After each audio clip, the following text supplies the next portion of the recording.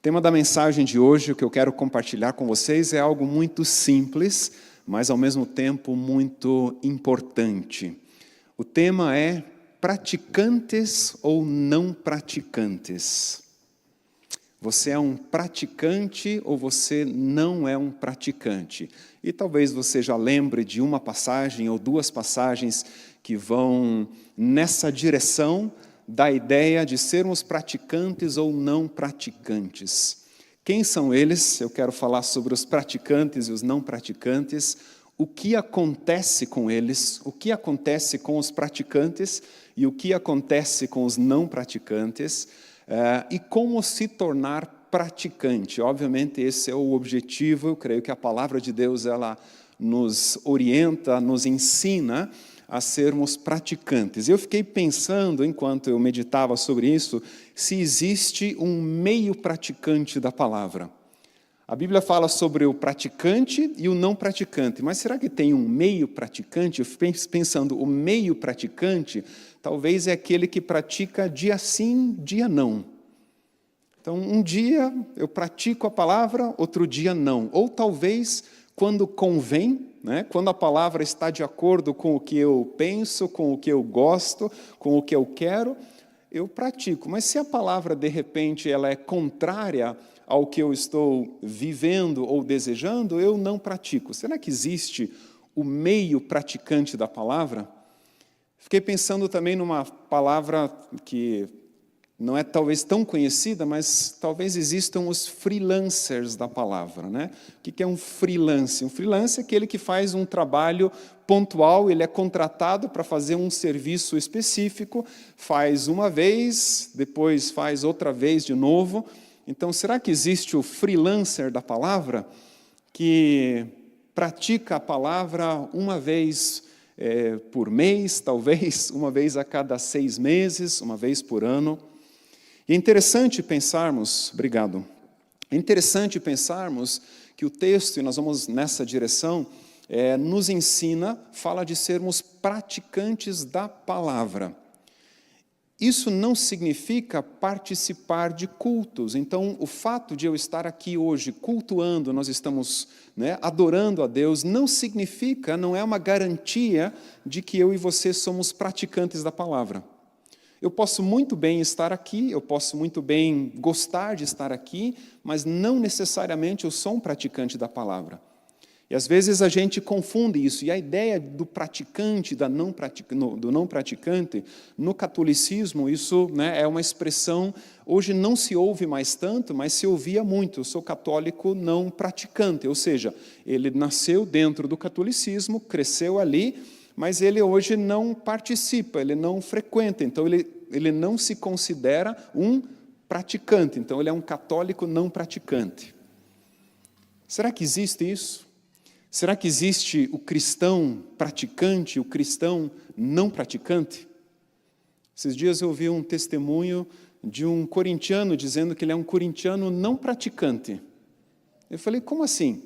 Não, ele continua torcendo para o Corinthians, mas ele deixou de roubar, de matar, de xingar. Então, ele é um corintiano não praticante. Marcos é não praticante também, né, pastor Marcos? Ou é praticante ou não praticante? Boa, boa. Então, nós temos essa ideia de que nós podemos ser alguma coisa, mas não praticar. Ou seja, eu me identifico com alguma coisa, mas não necessariamente eu pratico aquilo.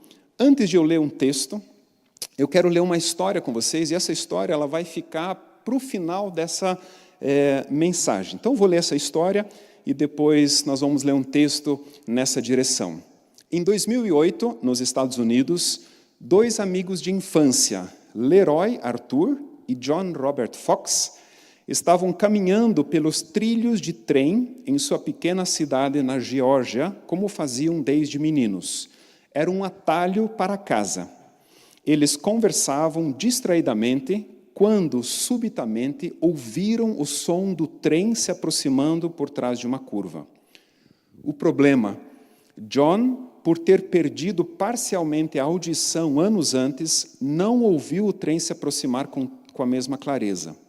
E, para piorar, ele tropeçou nos trilhos quando tentava sair. Lerói agiu por instinto.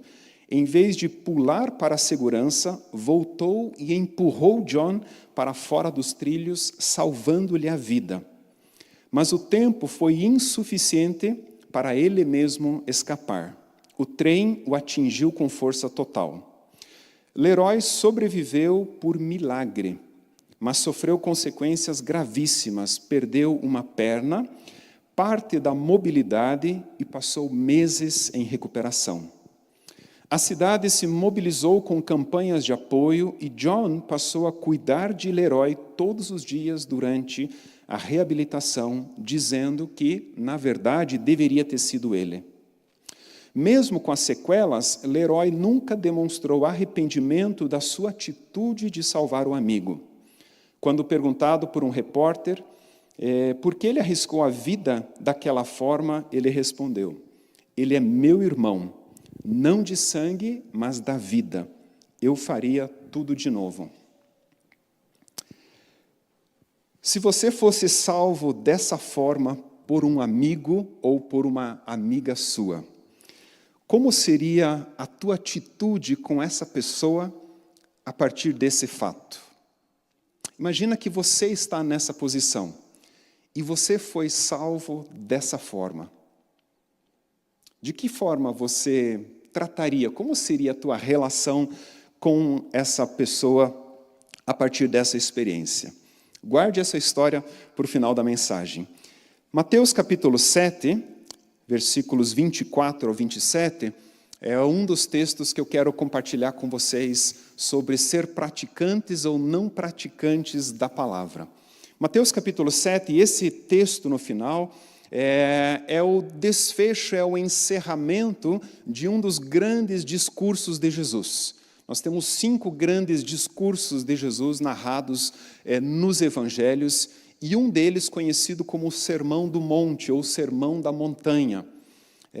Jesus está num momento de ascendência, o ministério está crescendo, pessoas estão indo atrás de Jesus, e ele está no Mar da Galileia, no norte de Israel, provavelmente em Cafarnaum, e ele sobe um monte, ele sobe uma colina, há uma multidão com ele, e Jesus sobe esse monte, os discípulos estão mais próximos dele, e Jesus começa a ensiná-los, Jesus começa a conversar com esses discípulos, com a multidão. Eu não sei como eles fizeram para que todo mundo entendesse, talvez uma estrutura acústica natural ali, ou talvez eles iam compartilhando adiante, mas Jesus está compartilhando uma série de coisas. Você tem ali as bem-aventuranças, você tem uma série de textos onde Jesus ele está ensinando uma série de coisas, o contraste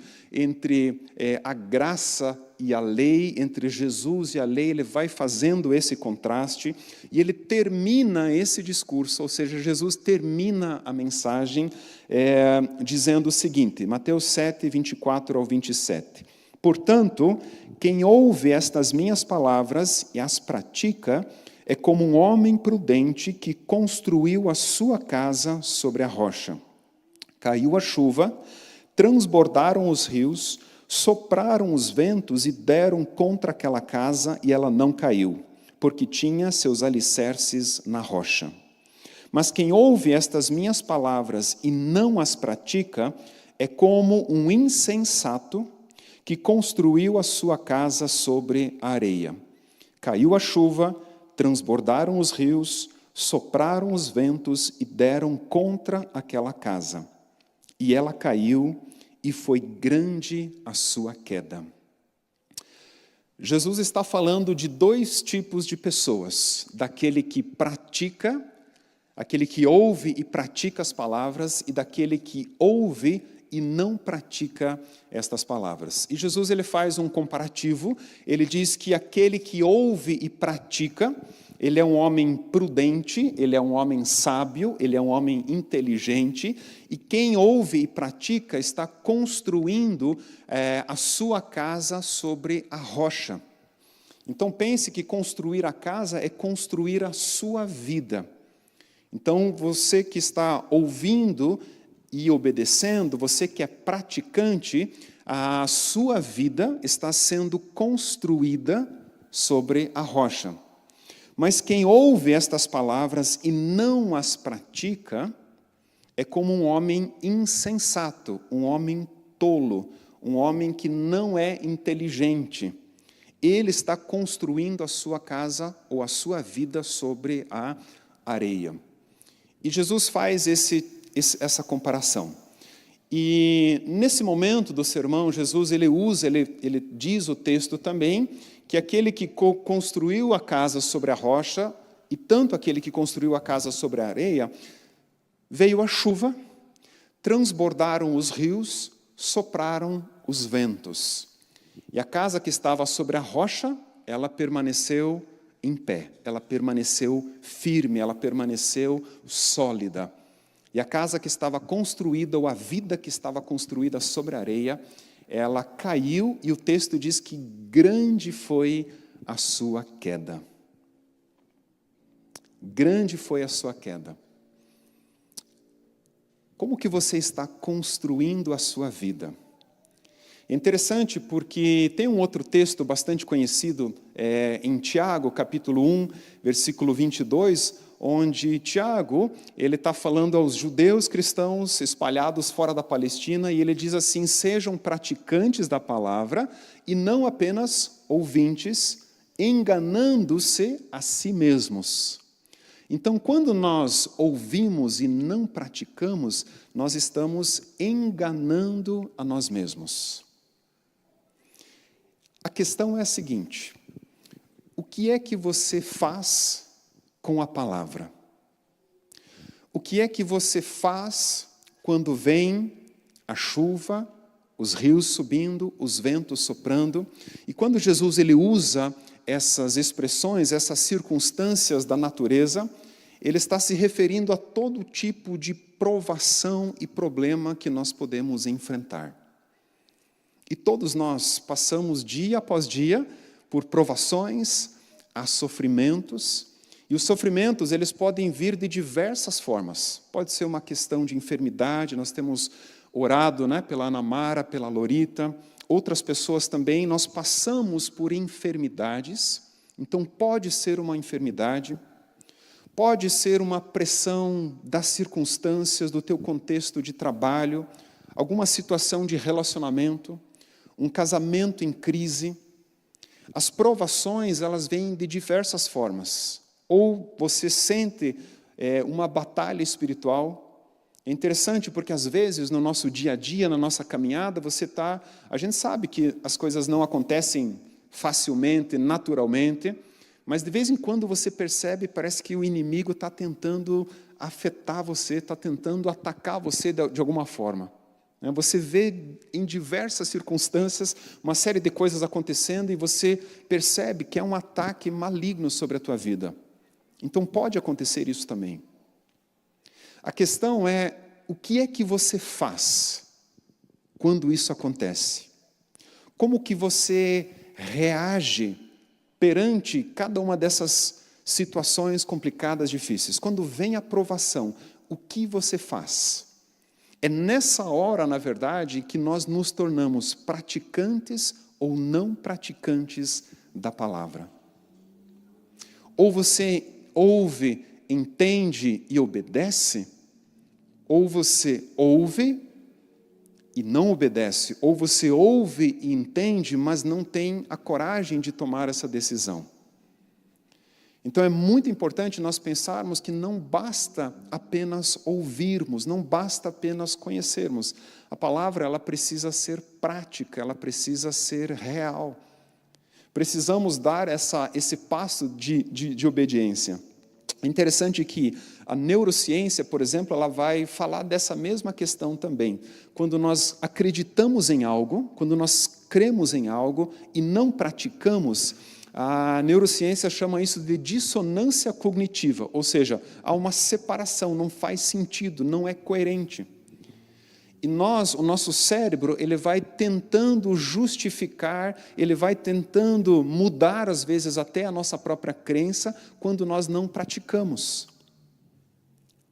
Então é muito importante que você leia a palavra, que você ouça o que Deus está falando com você, ao seu coração, e você seja obediente.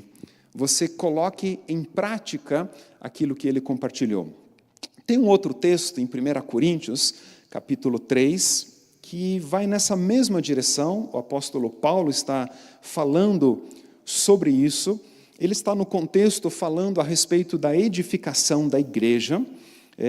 E a igreja de Corinto, ela tem uma divisão, ela tem problemas de imaturidade, ela tem problemas de divisão na liderança, ela tem problemas de imoralidade permitidos ali dentro.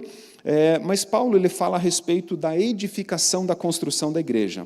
A partir do versículo 10, 1 Coríntios capítulo 3, versículo 10, diz assim: conforme a graça de Deus que me foi concedida, eu, como sábio construtor, lancei o alicerce, e outro está construindo sobre ele. Contudo, veja cada um como constrói. Então, olha só, nesse contexto, Paulo está falando da edificação da igreja. A igreja precisa ser edificada, mas isso também pode se aplicar à nossa realidade. Contudo, veja cada um como constrói, porque ninguém pode colocar outro alicerce além do que já está posto, que é Jesus Cristo. Se alguém constrói sobre esse alicerce, usando ouro, prata, pedras preciosas, madeira, feno ou palha, sua obra será mostrada, porque o dia a trará a luz, pois será revelada pelo fogo que provará a qualidade da obra de cada um. Se o que alguém construiu permanecer, esse receberá recompensa. Se o que alguém construiu se queimar, esse sofrerá prejuízo. Contudo, será salvo como alguém que escapa através do fogo. Muito interessante. Paulo está falando algo bastante semelhante ao que Jesus disse. Nós podemos construir uma igreja, ela pode ser edificada com ouro, prata e pedras preciosas, ou com madeiro, feno e palha. Então, olha só que interessante, se você construir uma casa sobre areia, ou construir uma casa com madeira, feno e palha, ela vai persistir, ela vai resistir por um certo tempo, não é verdade? Existem muitas casas de madeira, hoje, inclusive, casas que são muito bem construídas e que se sustentam muito bem. Mas, com o passar do tempo, talvez os rios transbordando, as casas de madeira não vão resistir tanto. Então, dependendo de como nós construímos, pode até ser que dure um tempo. Então, os não praticantes da palavra, eles podem até fazer de conta ou por um tempo achar que está tudo ok. Mas quando vem a crise, quando vem a dificuldade, quando vem a provação, é nessa hora que se demonstra, que se prova o que está acontecendo aqui dentro. A palavra é real, ela é prática.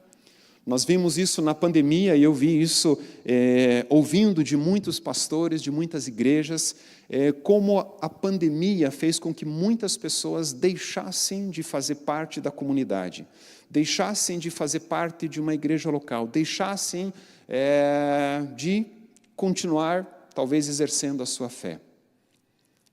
E a pergunta é, o que aconteceu com essas pessoas? Elas não eram praticantes da palavra, elas viviam uma religiosidade, uma superficialidade. O que aconteceu com essas pessoas? Veio uma crise, veio uma situação muito delicada, difícil, e de repente se afastaram, de repente não fazem mais parte, de repente não desejam mais, não buscam mais. Então a questão é o que eu e você fazemos quando a crise vem, quando a dificuldade vem. E quando nós voltamos para o Sermão do Monte, onde Jesus está trazendo uma série de ensinamentos, basicamente Jesus está falando sobre ter um coração puro e sobre relacionamentos, sobre relacionar-se de uma forma adequada.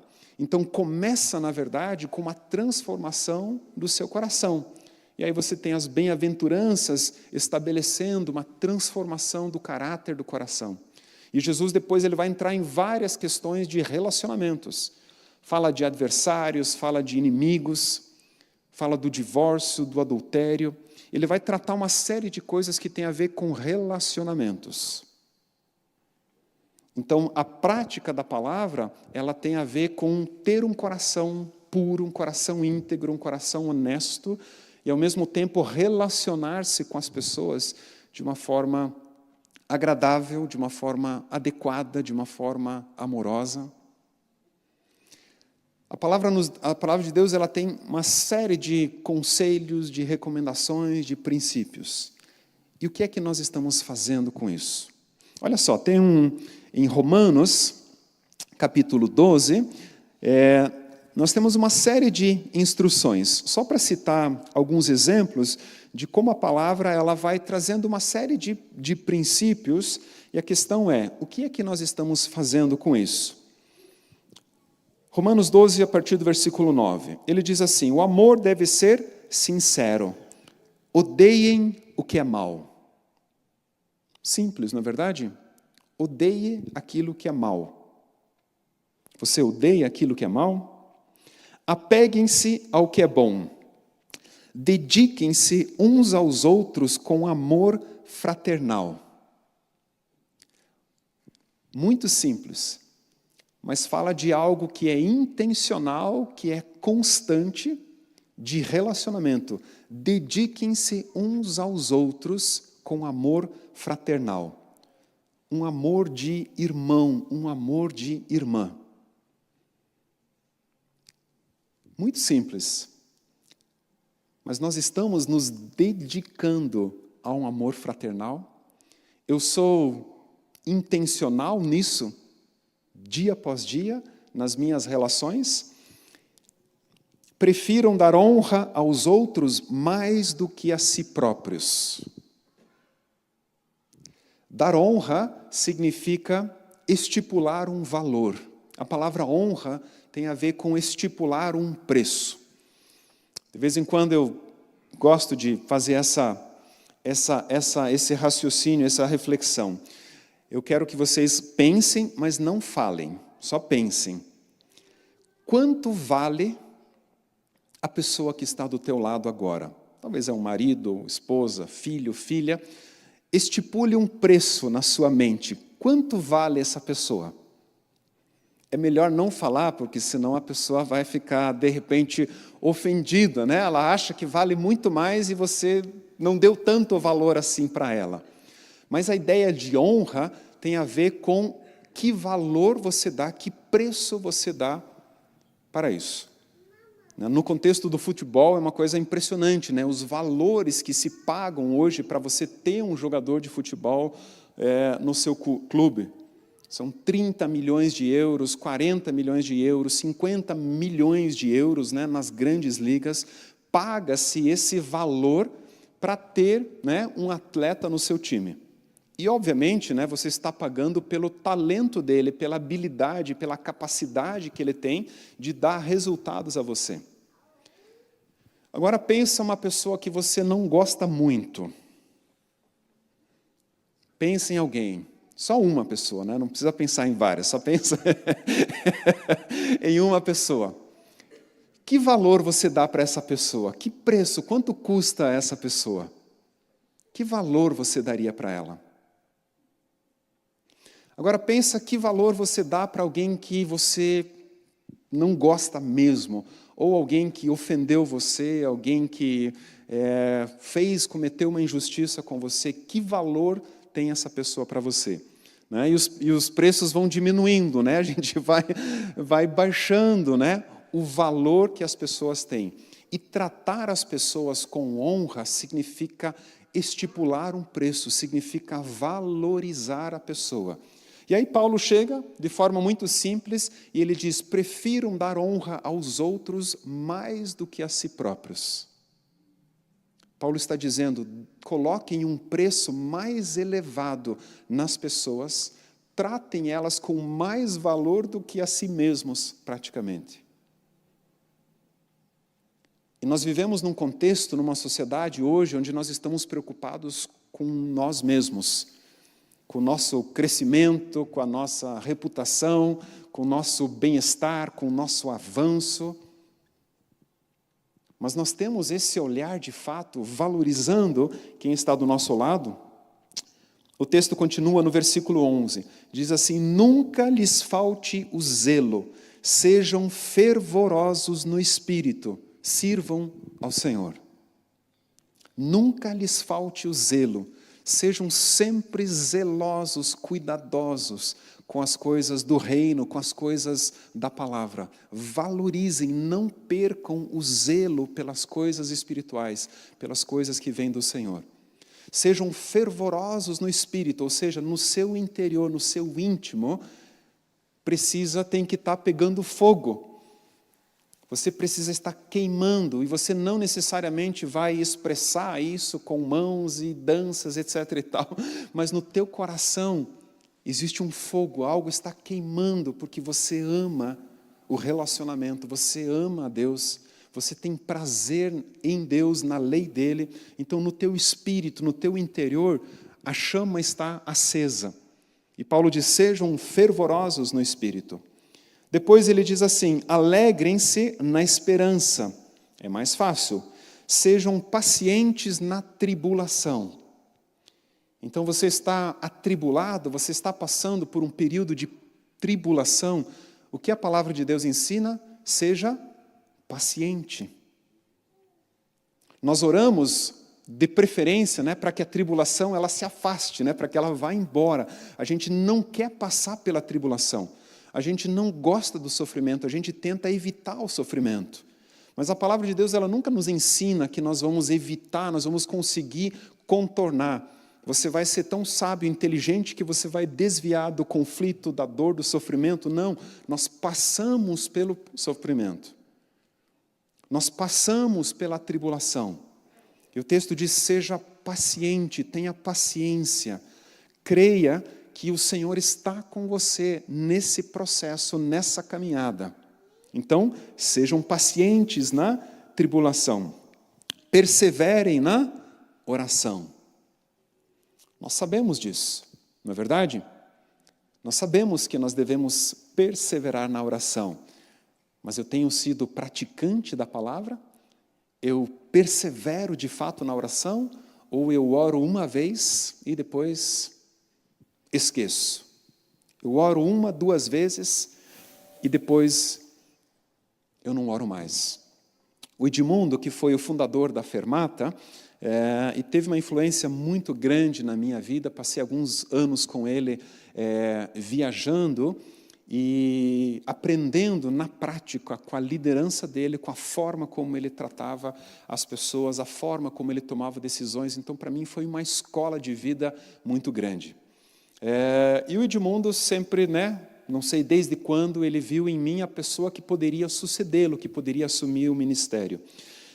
Mas antes mesmo disso, o Edmundo disse assim um dia para mim: Luciano, eu oro todos os dias por você. E quando você ouve uma expressão disso, assim, você pensa: não, de vez em quando ele deve lembrar de orar por mim. Passou um tempo, uma outra situação, conversando, ele disse: Luciano, eu oro todos os dias por você. Eu comecei a pensar, será que é isso mesmo, Será que ele ora todos os dias por mim? Passa mais um tempo, ele diz: Luciano, eu oro todos os dias por você. Um dia a esposa dele, Marli, chegou para mim e falou: Luciano, o Edmundo, ele ora todos os dias por você.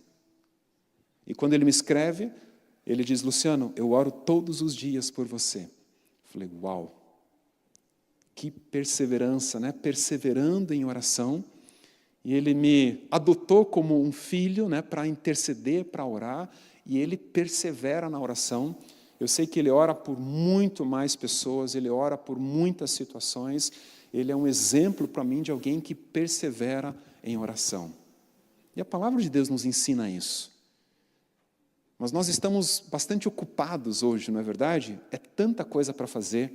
Quando eu olho para as minhas listas de coisas que eu preciso realizar, as tarefas que eu preciso fazer, dá um desespero, porque é tanto detalhe, é tanta coisa, é tanto item para resolver.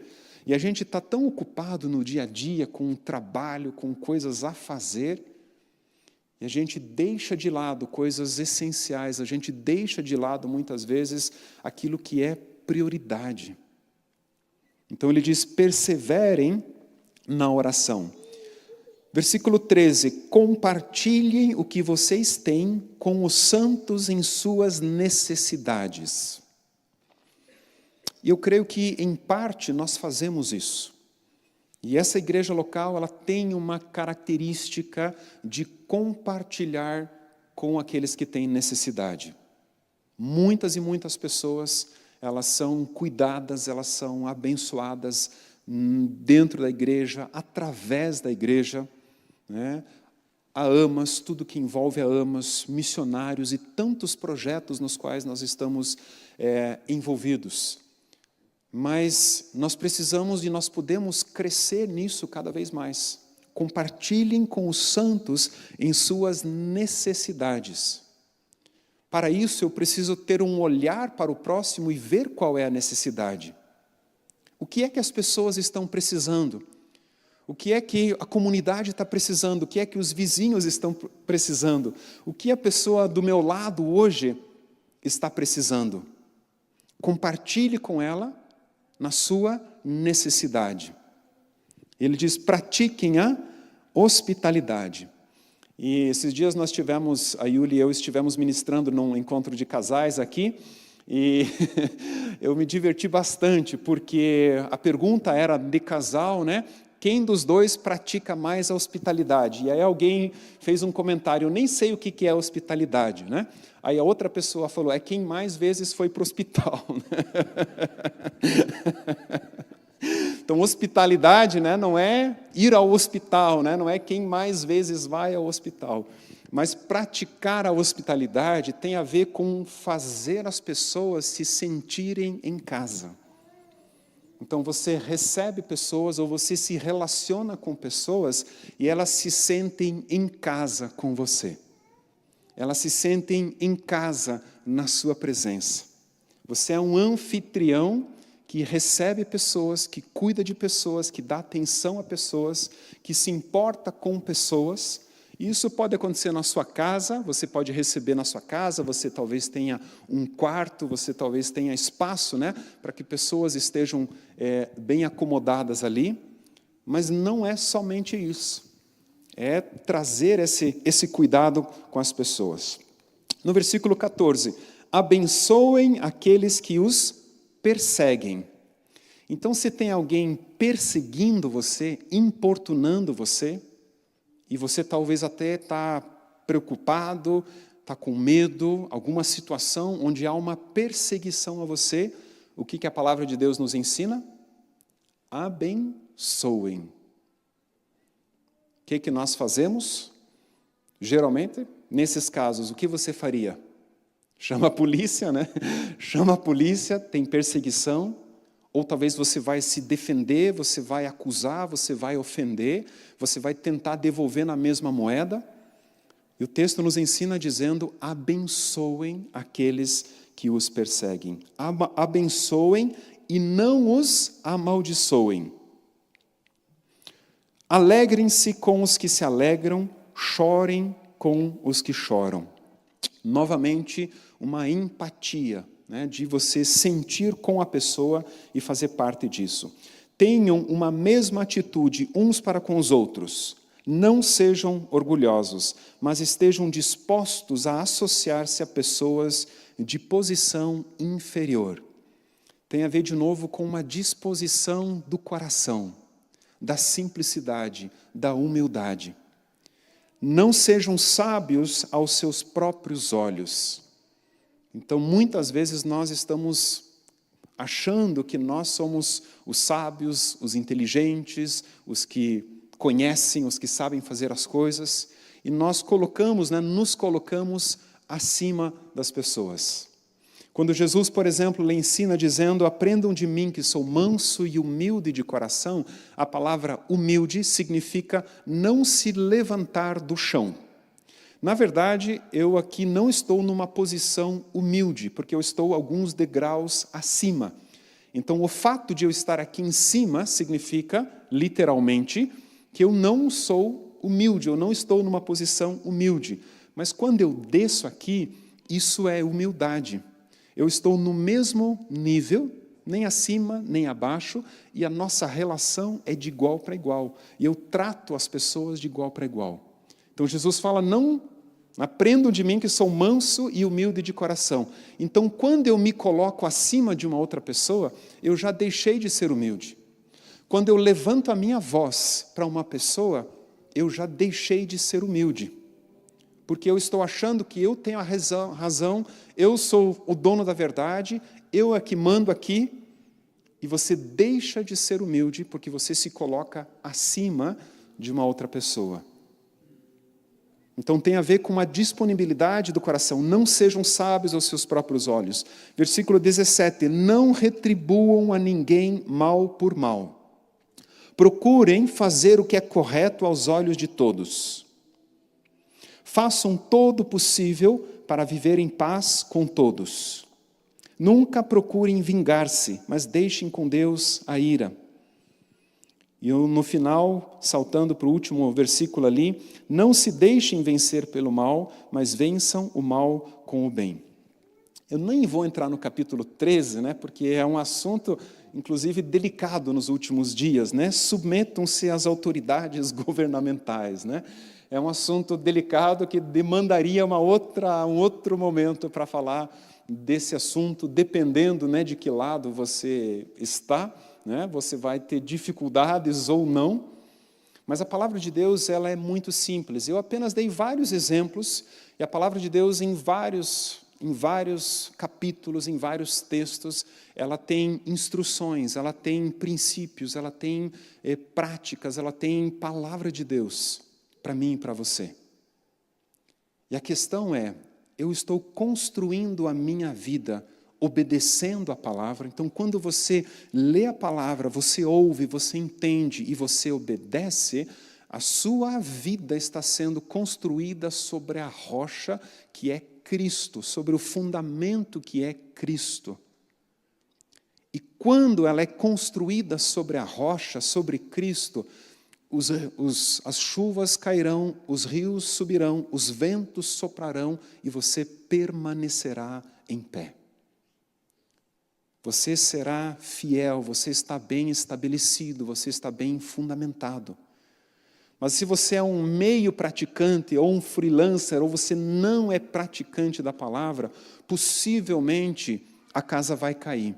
Possivelmente vai ter rachaduras, possivelmente vai ter infiltração, possivelmente você vai ter uma série de problemas.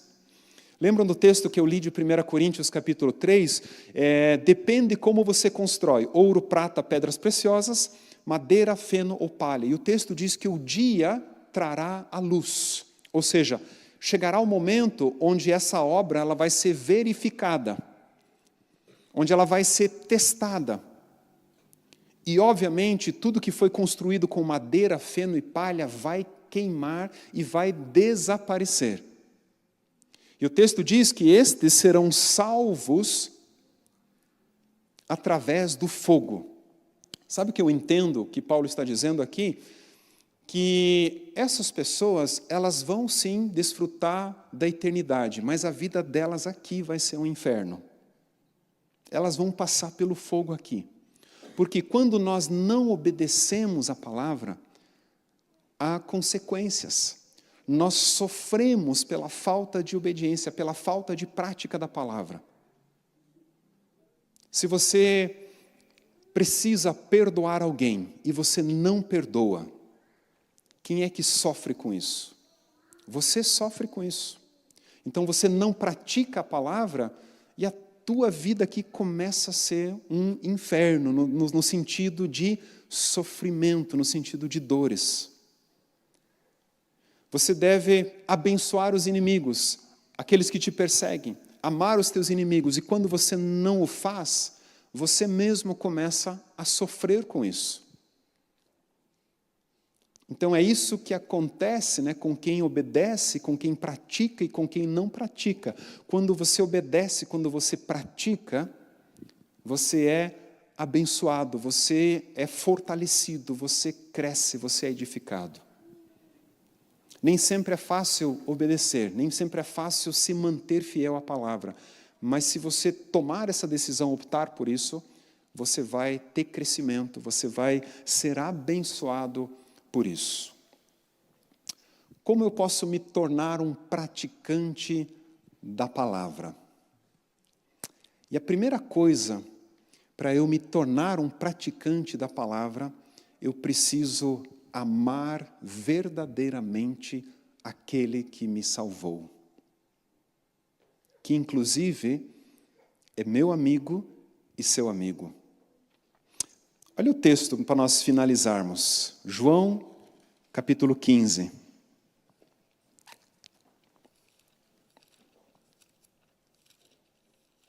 João capítulo 15 é uma passagem bastante conhecida.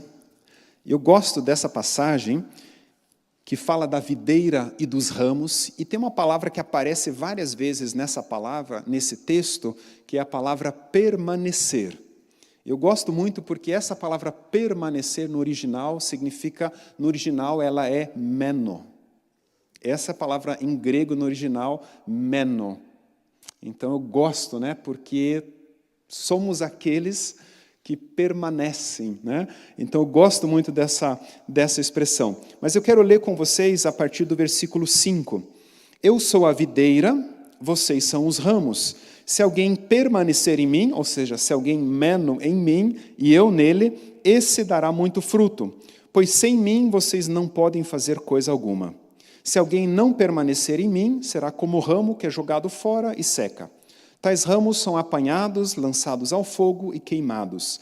Se vocês permanecerem em mim e as minhas palavras permanecerem em vocês, olha só, pedirão o que quiserem e lhes será concedido. Então, se você permanece nele, se você permanece na videira, e a videira que é Cristo permanece em você, tudo aquilo que você pedir será concedido.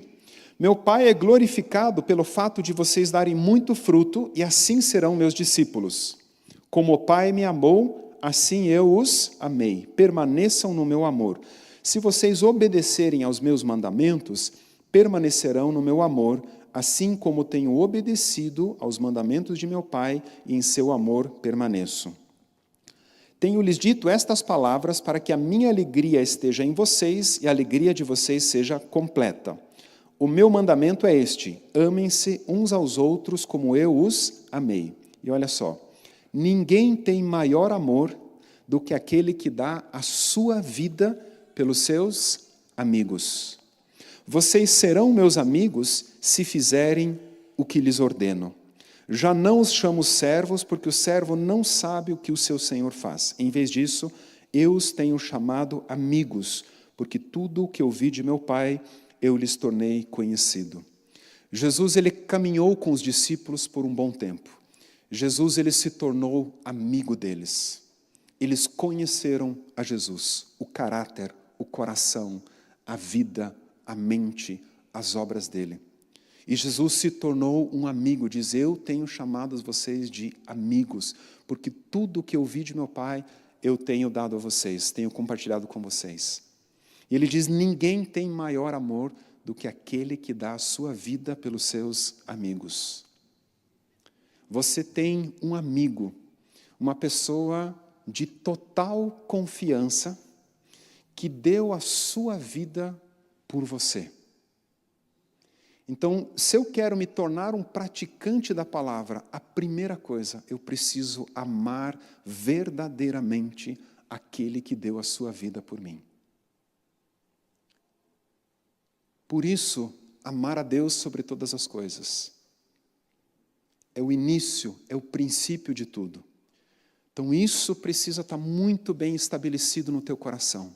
O teu amor a Deus, você amar a Deus verdadeiramente. De você adorá-lo, de você buscá-lo, de você conversar com Ele, de você expressar esse amor a Ele, de você desenvolver esse relacionamento. É como um pai com quem você caminha, com quem você convive e você desenvolve essa relação. Então, em primeiro lugar, amar verdadeiramente a Deus.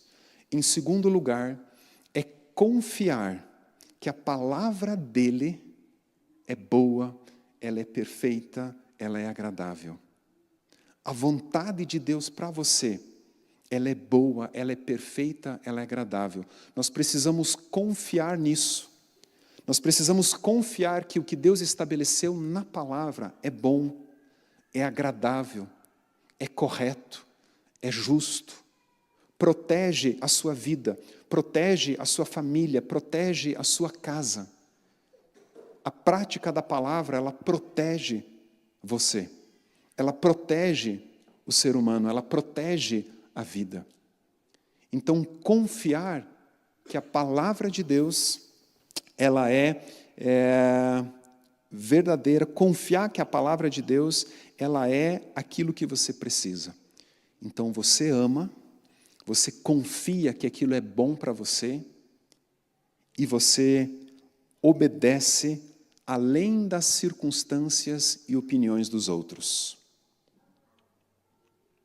Você obedece à palavra, mesmo se pessoas dizem o contrário, mesmo se você é aconselhado a fazer o contrário. A gente ouve muito hoje, muitas pessoas aconselhando a outros, profissionalmente, não profissionalmente, contrários à palavra. Você tem muitos conselhos, muitas coisas contrárias à palavra sendo aconselhadas, sendo orientadas, adaptando-se à realidade de hoje. Mas a palavra de Deus, ela continua viva e eficaz, ela continua verdadeira. Então eu vou obedecer à palavra, além das circunstâncias, além da opinião dos outros. Eu não sei o que é que Deus tem falado com você nos últimos dias, o que você está lendo. Talvez você está lendo um livro, talvez você está lendo alguns capítulos, um livro da Bíblia especificamente. Talvez você tenha um devocional diário, uma leitura diária que você faça. Mas eu quero encorajar você a ler com essa perspectiva, a ler com essa ideia, como é que eu posso praticar isso? Como é que eu posso expressar isso hoje? E talvez você não vai fazer tudo isso num dia só, mas de repente um princípio, pratique a hospitalidade. De repente, hoje você vai fazer isso. Talvez ser generoso, compartilhar com alguém em necessidade. E você diz, hoje eu vou praticar isso, hoje eu vou viver essa realidade. Então a questão é, o que é que nós fazemos quando a palavra de Deus vem a nós, quando nós ouvimos, quando nós aprendemos. Assim como Leroy salvou a vida do seu colega John, deu a vida por ele, sofreu consequências graves por isso, mas é porque ele amava esse amigo dele a ponto de fazer isso, a ponto de não se arrepender, dizer, olha, eu faria isso de novo. Nós temos um Deus que se entregou por nós, por mim, por você. Se entregou completamente, ele morreu,